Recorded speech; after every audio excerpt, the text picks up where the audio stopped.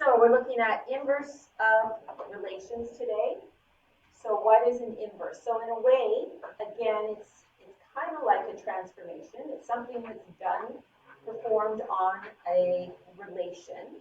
It doesn't have to be a function, but we will be looking at what is a function in order to determine. That's going to be a big part of some of our analysis of the relations. Are they functions? Are the inverses functions as well, etc. So the very first part here is just a reminder of ways that we can represent relations. It can be a set of ordered pairs, a graph, an equation.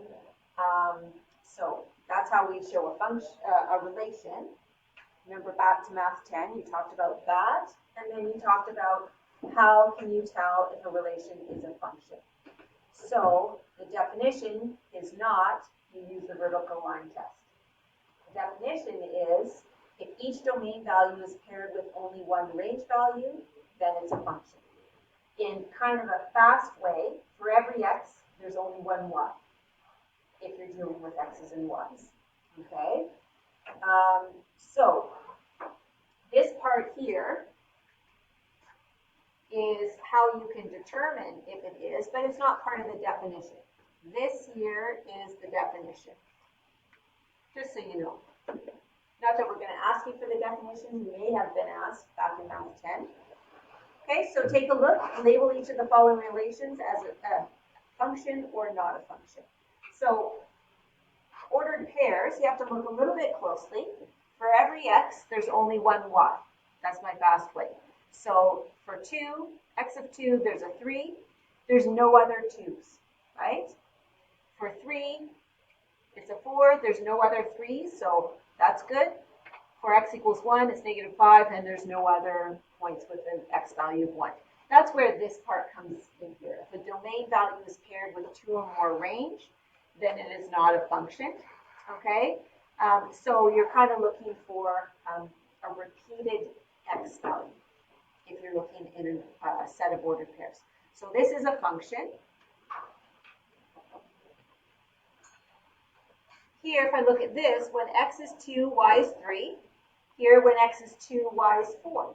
So now we've got 2 different y values for the same x. That is not a function.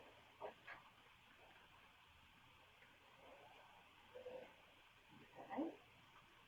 When we're looking at a graph, that's when you can use your vertical line test to help you. So you put your pencil vertically. Does it just cross once? No matter where I put my pencil? Yeah, just crosses once. For every x, there's only one y, so that's a function. But here, it touches twice in many, many places. So that is not a function.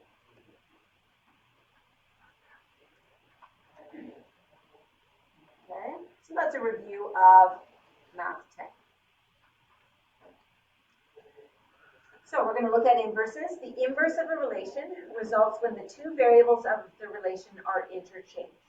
So you exchange x and y, or m and n, or whatever the two variables are. If the original function is described by y equals f of x, then you basically are now replacing y with x and x with y. Okay? Now, we don't often leave it like that. We then solve that function for y, or that relation for y. But that's your very first step, is to do that interchange. Each point on the original is mapped to the point, oh, that's a typo, yx on the inverse, okay? So you interchange x and y.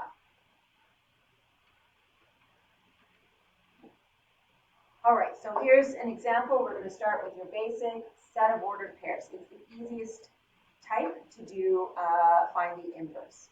So first of all, what is the domain and the range of the original? So domain is 2, 3, 1. You want to put them in numerical order. It's kind of nice. If you don't, it's not the end of the world. I'm I'm not picky about it. Range 3, 4, -5. So if you put those in order, -5, 3, and 4.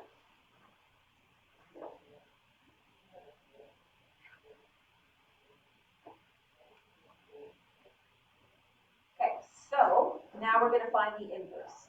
So we need to interchange x and y. So in this one, the 3 goes in for x and the 2 for y. This one, the 4 goes in for x and the 3 for y. This one, the -5 goes in for x and the 1 for y. Just a switch around, okay? So now, what's the domain and range of our inverse? So domain 3, 4, -5. So if I put those in order, and the range 2, 3, 1, put those in order, and take a look at them. The domain of the original is now the range of the inverse. Range of the original is now the domain of the inverse. Interchange. Okay, that's all it is. So the domain and the domain of the original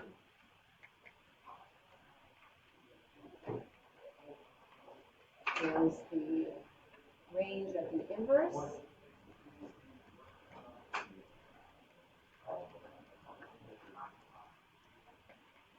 The range of the original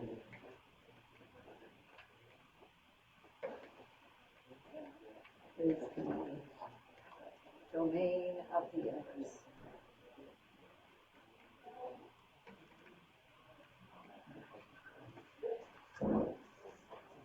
Okay.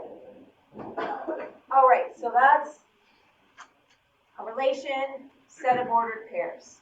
Okay, that set of ordered pairs is a function, if you take a look at it. And if you take a look at the inverse, it is also a function. Let's look at graphs and equations. So a relation, which is a function, is described by that equation. So that's why we can use function notation. So remember back to Math 10, you might have had the equation y equals 2x plus 4. You can use f of x, so that function notation, because it is a function. If you had something that wasn't, like an equation of a circle, then you wouldn't use function notation. Okay, but in any case, you can for this. The inverse is described by the equation. So let's do what we're supposed to, right? So this is the same as y, so we're going to interchange. So that's going to become an x, and it's going to be 2y plus 4. So I kind of drop the function notation when I do the inverse. So then it says, however, equations of relations should be expressed in the form y equals, especially if it's a function, if possible. So rearrange that so y is isolated. So I'm going to bring the 4 over to the left, then divide by 2, and then I'm going to show the y on the left-hand side. So y equals x minus 4 over 2, or if you want to show it in slope y-intercept form, that would be 1/2 x minus 2. Either way. Okay. That's x over 2, which is the same as a half x, so that's your slope, and that's your y-intercept. So it says complete the table of values and graph the relation and its inverse on the grid. So for the first one, you don't have to do this. You should know how to graph that.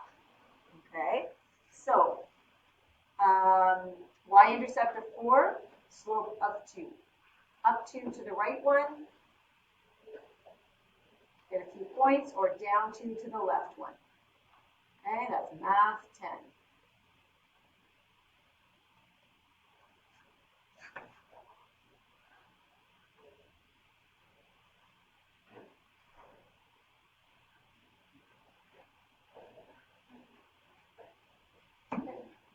Stand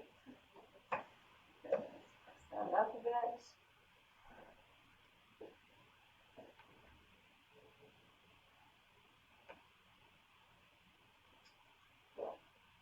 Better. Okay.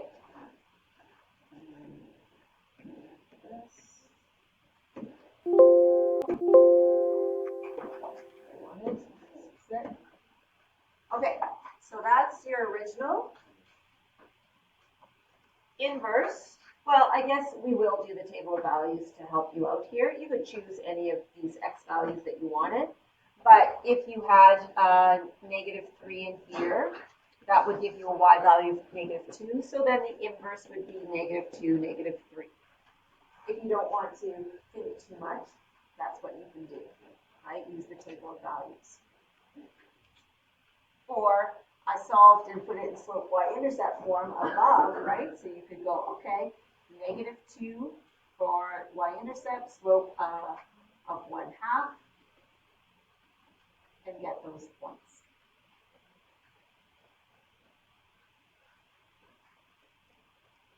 Okay, so whatever you feel most comfortable. If you need the chart, do it. Line.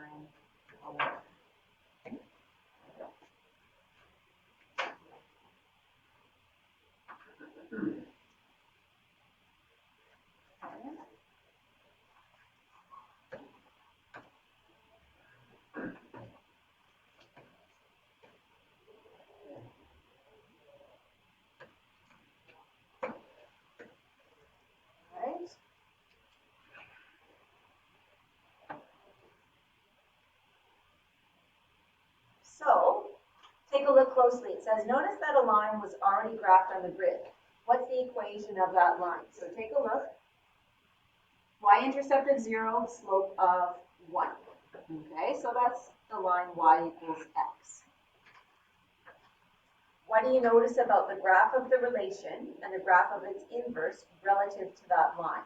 So think about that line. If you folded your paper, your graph paper, on that line, and you looked at the two lines that you graphed, say if it's on sort of transparent paper that you could see through, would they overlap? Would they be like, would this be like a reflection line or a mirror line? Yeah. So just like if you touch a mirror, then your image, it looks like in the mirror that you're touching it from the other side. So this is touching the mirror, so it's right there.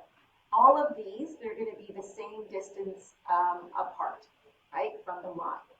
Okay, if you draw a line, so this distance is the same as this, etc. Okay, so this we call the reflection line. So really finding the inverse is the same as reflecting in the line y equals x. Makes sense. You interchange x with y, right? Okay, so what do you notice? The image, or I guess I should call it the inverse in this case.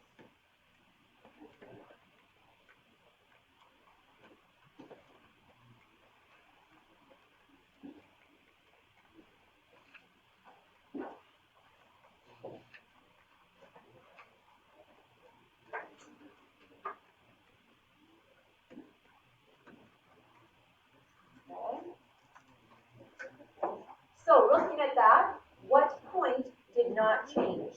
That means what point intersects both the original and the inverse? That would be this point here. Okay, it's the same on both. And that point is -4, -4.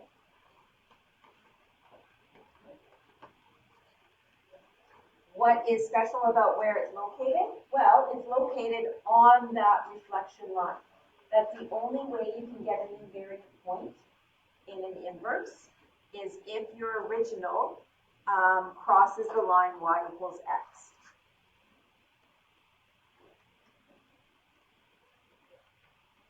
So invariant points are points on the line y equals x.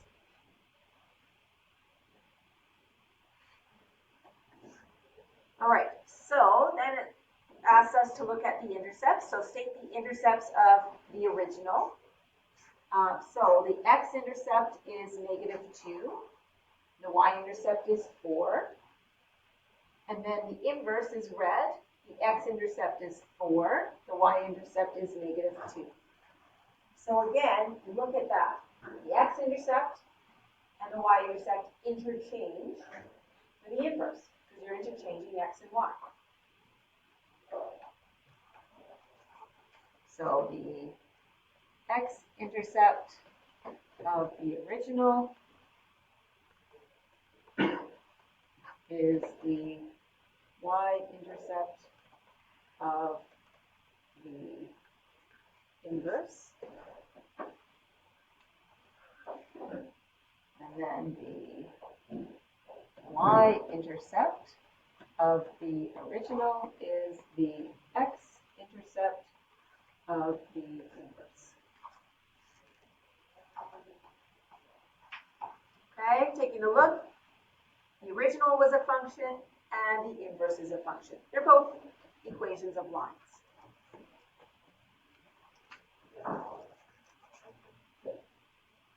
So that's where some new notation comes in. If the inverse of a function f of x is also a function, then we can use this notation here.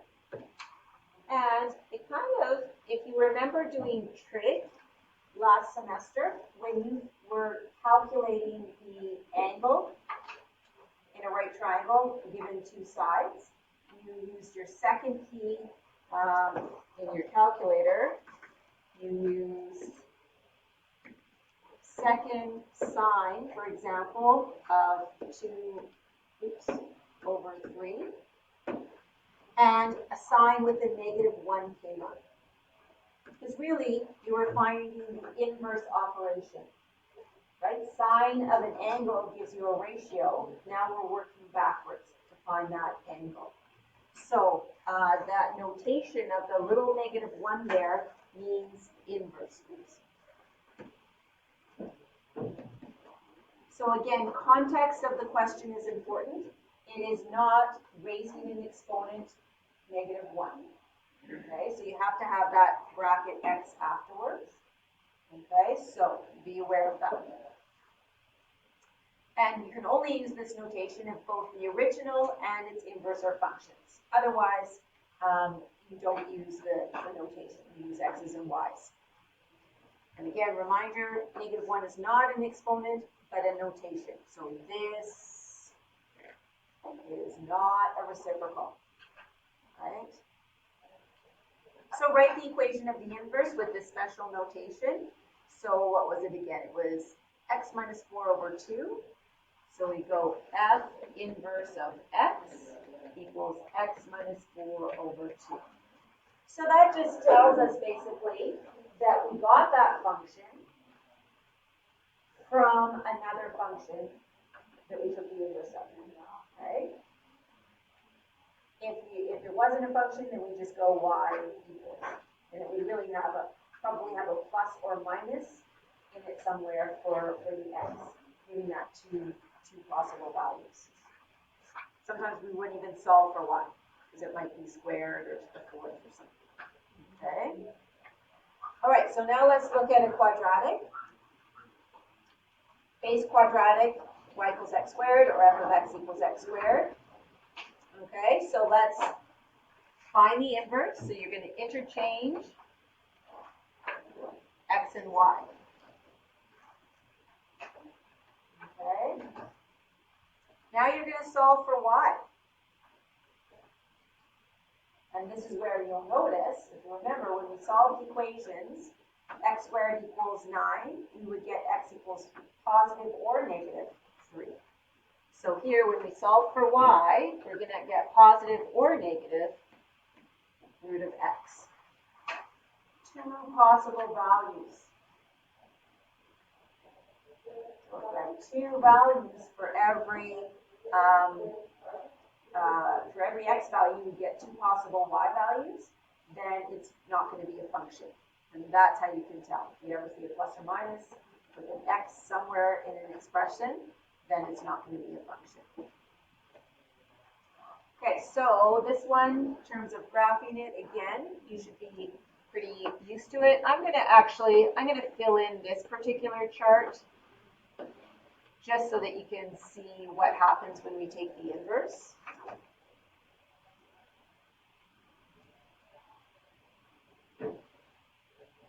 Notice here, when x is 9, we're taking the inverse, right? So there it is.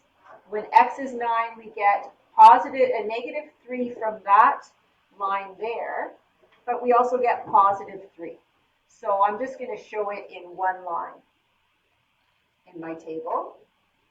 And then 4, I get negative 2, but I also get positive 2. Same with 1. And then 0 stays the same.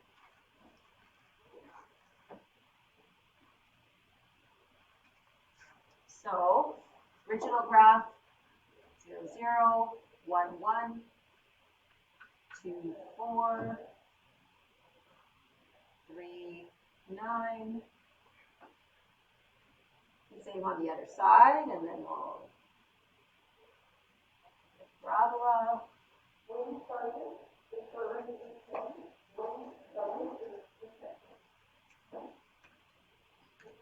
Now when I do the inverse, when x is 9, y could be positive 3 or negative 3. When x is 4, it could be positive 2 or negative 2. When x is 1, positive 1 or negative 1. And then 0, 0.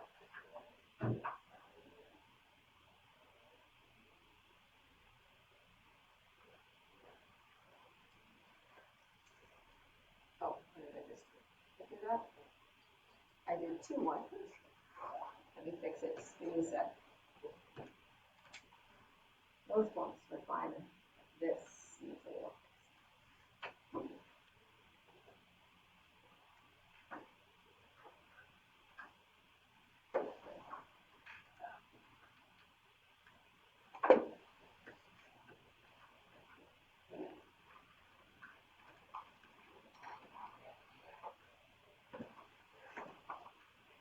One. Here we go. Okay. Oh, it's better.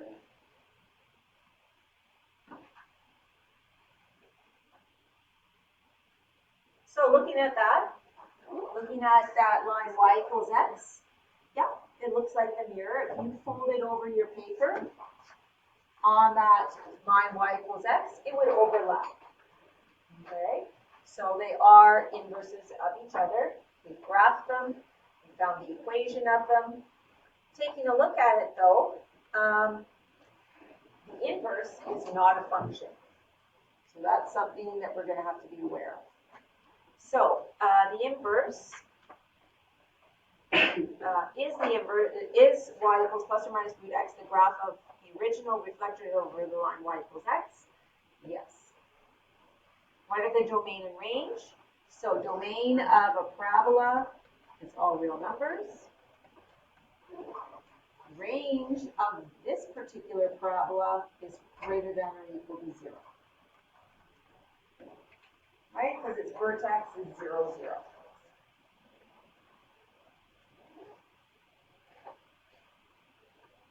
You take a look at the domain of this one for your equation. Remember, x has to be greater than or equal to 0.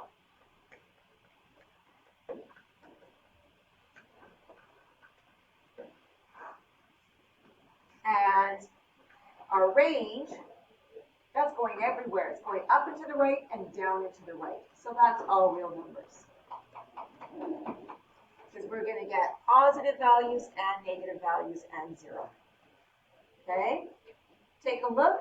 That domain becomes the range in the inverse. This range becomes the domain in the inverse. Okay? So D of original, I'll just do this quickly, is range of the inverse. range of original is domain of inverse. Okay. Invariant points, we noticed from the last one, are points that cross the line y equals x. Okay. They're where the original and the inverse intersect, and they have to be on the line y equals x. So we've got two invariant points, 0, 0, and 1, 1.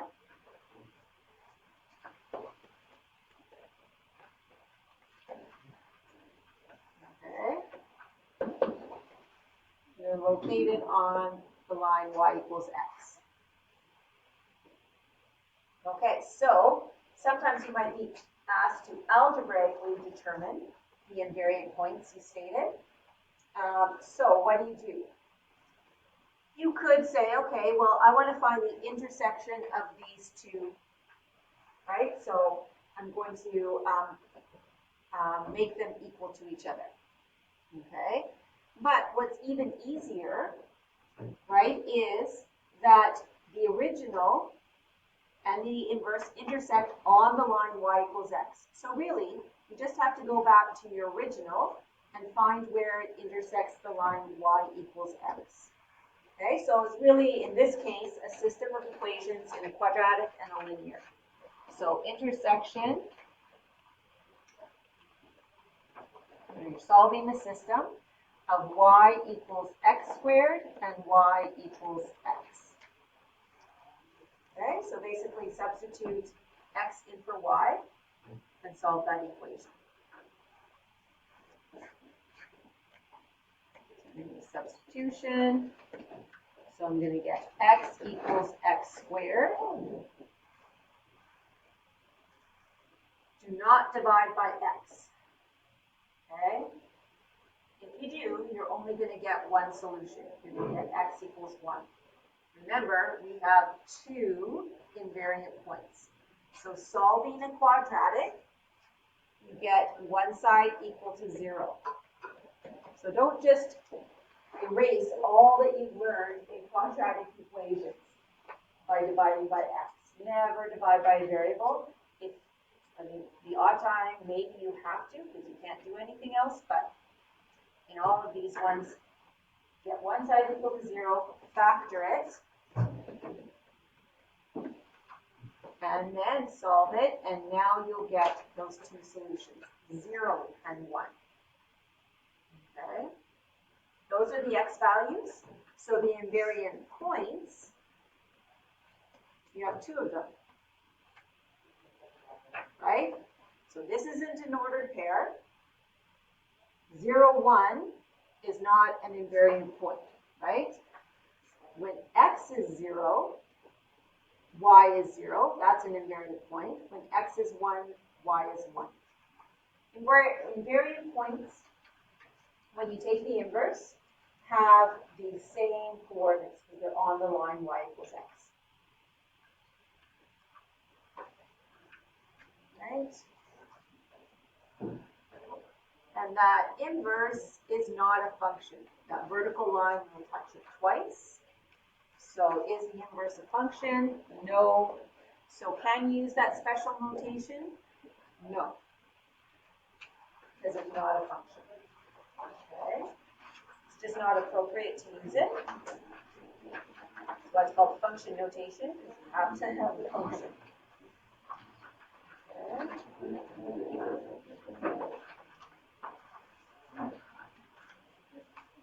All right.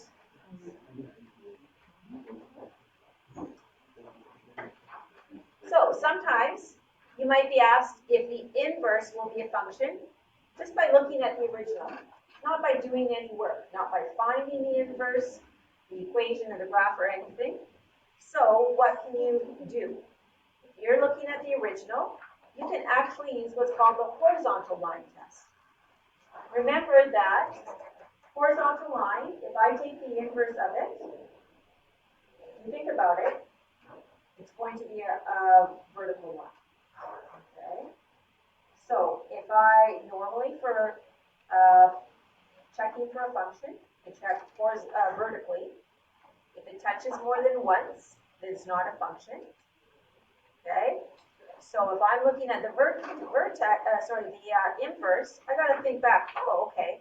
Well, then the original is the reflection in the line y equals x. So this reflected is a horizontal line. So if a horizontal line can be drawn so that it intersects the graph of a relation more than once, then the inverse will not be a function. So take a look here. If I do a horizontal line, it touches 3 times. Okay, if I take the inverse of this, it's going to be zigzagging horizontally. And it's going to touch 3 times as well.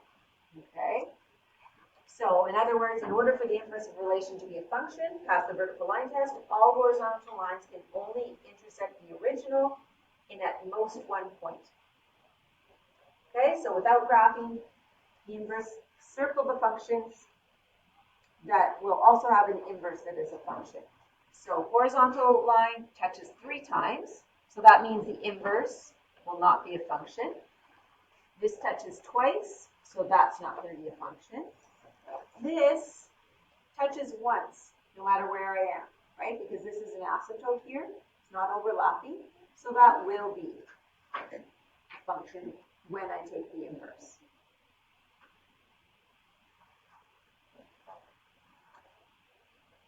Okay, and again, how many invariant points? You don't have to find the inverse. What you can do is look at, basically graph the line y equals x.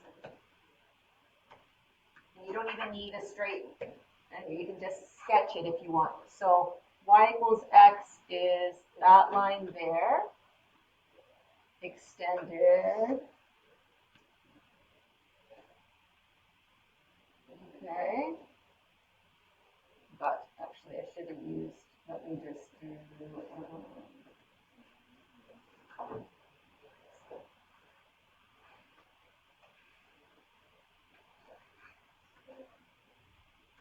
so I put an x because it wasn't a function. In any case, there's your line y equals x. So where does it cross? 3 times. It crosses 3 times. So there, okay, there, and there. Not necessarily going to be at nice points, but wherever it crosses the line y equals x will be an invariant point because they'll have the same coordinates. On y equals x, every point has the same values. 2, 2, 7.7, 7.7, -3, -3 are all on that line. And so when you interchange the same number, it's going to stay the same. Okay, so that one's going to have 3. I'll do a line, and I'll do it in here.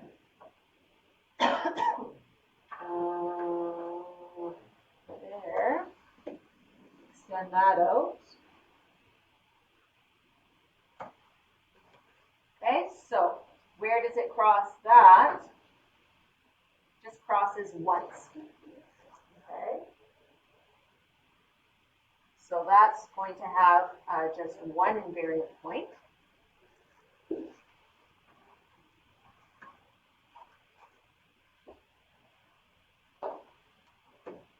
Have the line y equals x on this.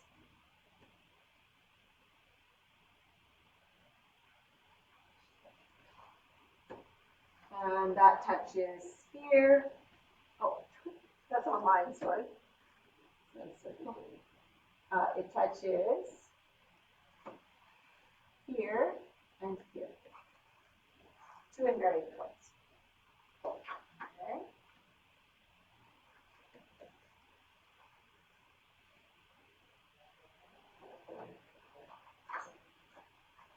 Okay, this is a funny looking function. It is a function. Okay. It's got some continuous parts to it. It's got a discrete part to it. Okay, but it is a function. So it says, by inspection, will the inverse also be a function? Get that horizontal line out. Okay, well, it touches twice there and actually 3 times when y is 4. So when I take the inverse, it's going to touch 3 times. So no.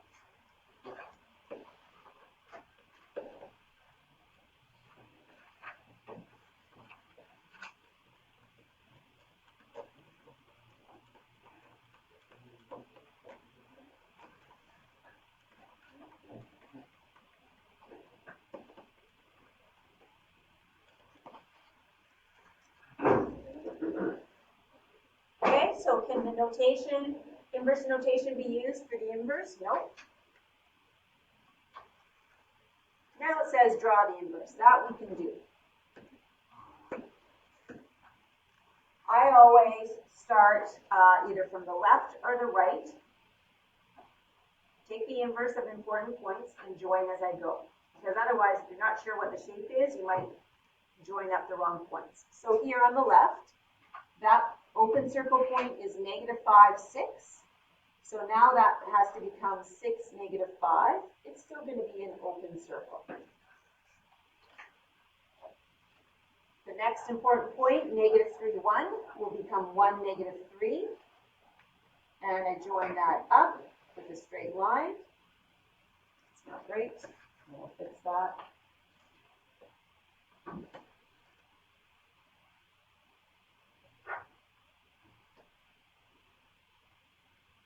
Open circle there. -3, 1, 1, -3. I will do.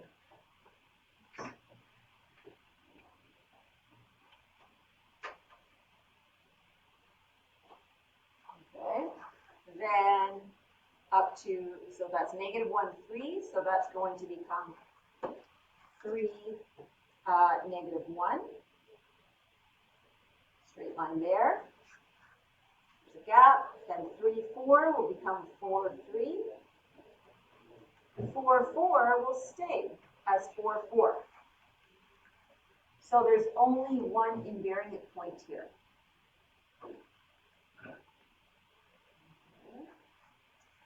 So this point here is invariant.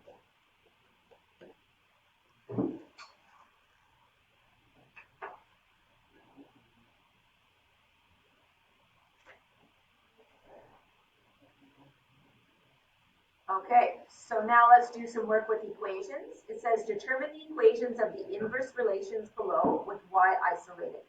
Use the special notation if it's applicable. State any restrictions. Okay, so we're going to have to look closely at some of these. Okay, so this is f of x. It's in function notation. When I interchange, I'm just going to use x and y. So this is going to be x. So the inverse, and this is what I always do. I write the word or the first 3 letters of inverse. I do my substitution. That'll get you, sometimes that'll get you a half mark just by doing that.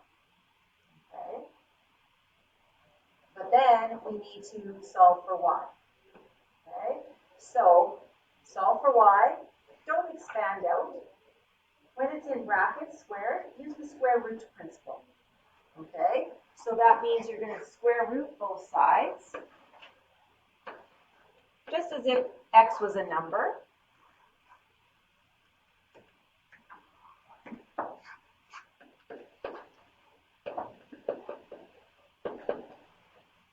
So that gets rid of the bracket square, and then isolate y. So bring the 3 to the left.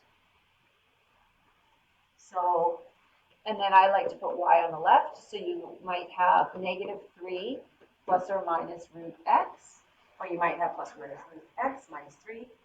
It's the same.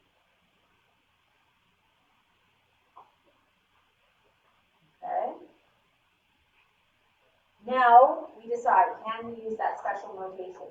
Is that function y equals -3 plus or minus root x a function? What do we know about that plus or minus? What's that going to do to it?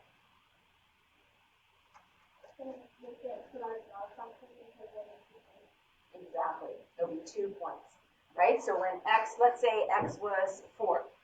So that would square root of 4 is 2. So you'd have -3 plus 2 and -3 minus 2. 2 y values for that x. So we can't use that f inverse function, so we'll leave that. And then it says state any necessary restrictions. Obviously, so in the original, all real numbers for x. In this, we obviously, x has to be greater than or equal to 0.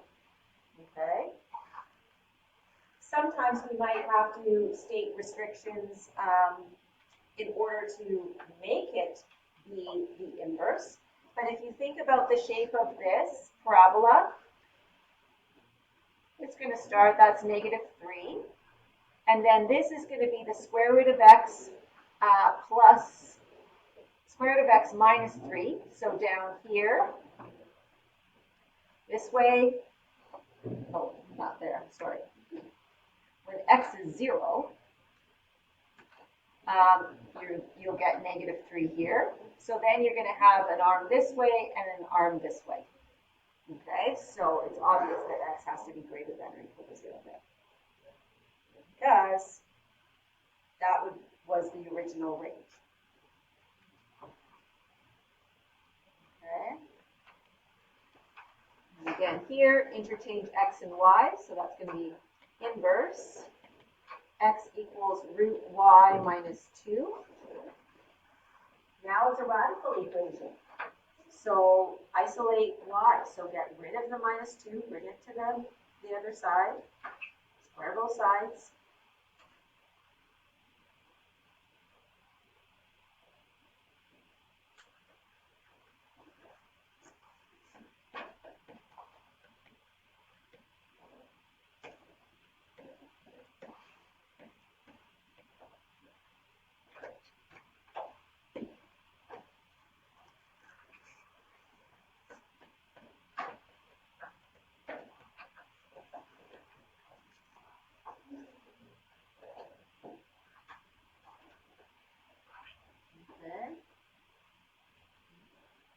So, original was a function. Y equals x plus 2 all squared is a function. It's a quadratic. So we can use that function notation. But there's something a little bit weird about this one. So think about what the graphs of these will look like. So this one, we talked about graphs of radicals. That would have a vertex of 0, -2. Opening up, okay. This one is a parabola.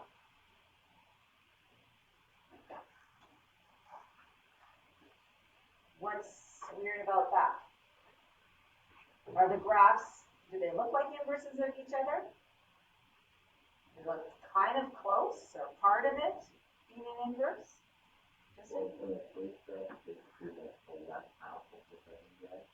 Exactly. So when we find the equation of the inverse, we squared both sides. Remember when we were solving equations with radicals and we squared both sides, we had to check for extraneous solutions. Sometimes we got extra. Well, when we have to square both sides here, sometimes we get extra in terms of a graph. That original is only one arm of that half parabola. Now we've got 2 arms. So we have to restrict this domain here so that the graph of it corresponds to the inverse of this. So this was 0, -2. So if you think about taking the inverse there, that would be -2, 0. And we need that right-hand arm. Okay? So the top, a positive arm in a radical corresponds to the right-hand arm in a positive parabola with a positive leading coefficient. So we don't want this part here. We want this part. Okay, that's what truly is the inverse of that. So we want to say when x is greater than or equal to -2. We're restricting the domain. And really, do you have to even think about it? Not necessarily. If you do the range of your original, my range here, oh gosh, it's this end.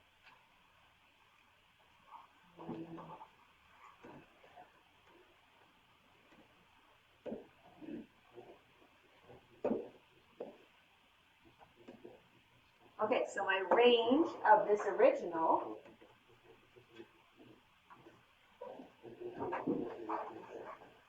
is y greater than or equal to -2 Okay, my range of my original is going to be my domain of my inverse, that part there. Okay, so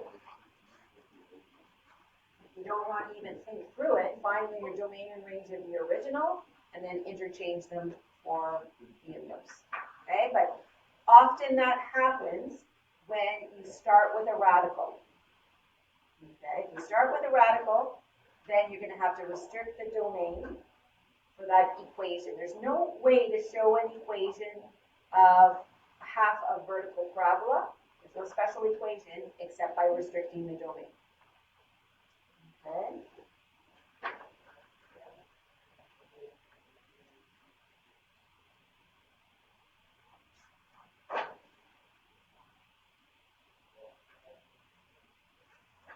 And then take a look at F.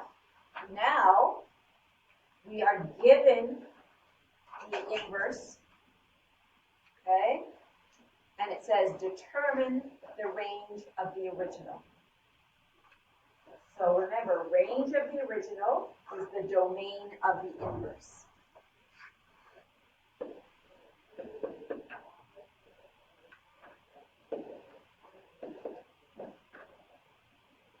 Okay, well, we have the inverse here. So what's the domain? Well, we want to look at the radicand. That radicand has to be greater than or equal to 0. So 8 minus 2x has to be greater than or equal to 0. Solve that for x. That's going to be x less than or equal to 4.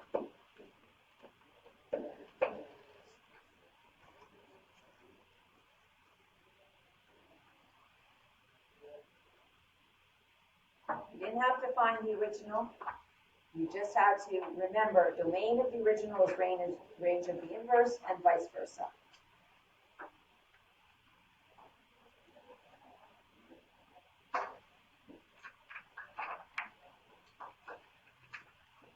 Okay, so we're going to stop there. So tomorrow we're going to catch up a little bit on a couple of questions from yesterday that we didn't do.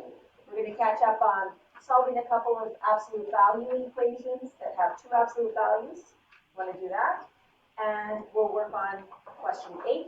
You can start on it right now. You'll see some neat properties that you can summarize. But that's what we'll do, and then we'll have that little quiz. Okay? So I want you to have some work time and use it wisely today, please. You didn't have much yesterday or the day before, so I wanted to give you some.